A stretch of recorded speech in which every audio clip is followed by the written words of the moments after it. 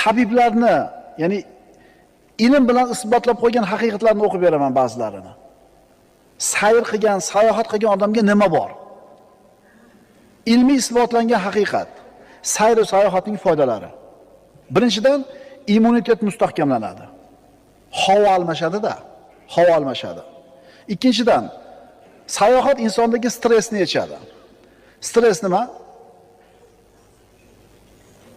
Tushkunlikka tushish, qo'rquv, vahima, xavotir, stress. 21-asrda yashayotgan odamlarning vabosi mana shu stress deyiladi. Asablarni tareniga. O'zingni bolangni g'alvasini ko'tara olmaydigan bo'lib qolgansan.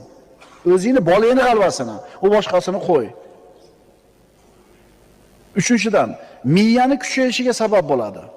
To'rtinchidan, yurak qon tomir kasalliklarining xavfi pasayadi. Beshinchidan,